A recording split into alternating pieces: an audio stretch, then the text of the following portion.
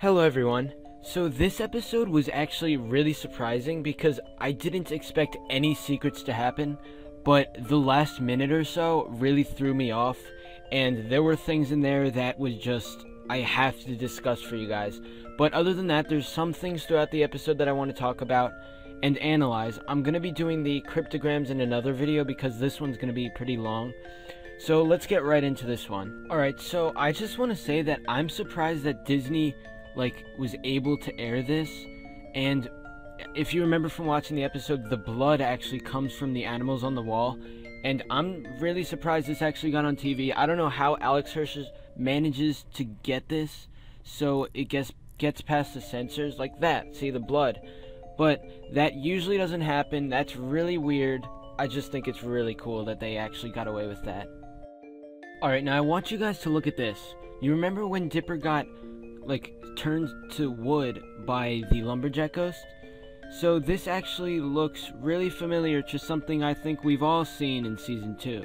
Yep, check it out! This is when the shapeshifter said that Dipper would meet a fate worse than he could imagine, and this is probably what that was referring to. Maybe there's something else later in season 2, but this was the main thing because he's making the exact same pose, which I think that's really interesting for continuity. Alright, now I want to talk about this part, about McGucket. This is the part that really caught me off guard. The episode was just like a regular episode until McGucket showed up, and it just turned into secrets immediately. So, this is really big, because as you remember, McGucket said he fixed the laptop, and this is what he saw. Alright, here's the laptop. Imminent threat. 21 hours, 30 minutes, and 8 seconds. Now, we know this is 21 hours and not 21 days because the 8 seconds is going down, and if it was any longer, then that wouldn't go down. So, 21 hours until the imminent threat. And McGucket has been talking about the apocalypse coming, which we've been hinted at through Season 2 by Bill and by Stan.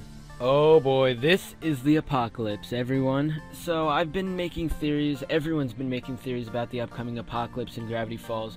Bill has been hinting at it during his first appearance. He said about the darkness in Season 2 that's going to happen. And as you see by this poster, you will see that Bill is clearly causing the apocalypse. There's fire everywhere. There's bones to symbolize that people are in trouble. They're probably going to die. Gravity Falls is getting really dark. Everything is on fire. The world is going to end according to Bill Cipher. And he is the mastermind of it all. And I think this is just crazy. This is a moment I did not expect for this episode. Alright, this is also really important. It's during the end credits, and it's where the government agents are they finally have speaking roles since the very first episode of Season 2, and they've been following Grunkle Stan, Soos, Dipper, and Mabel all around town. We've seen them in episodes, randomly hiding in the crowd, and now they're finally back. So, they're talking about their signal going off, which means that the portal is being used right now during the party.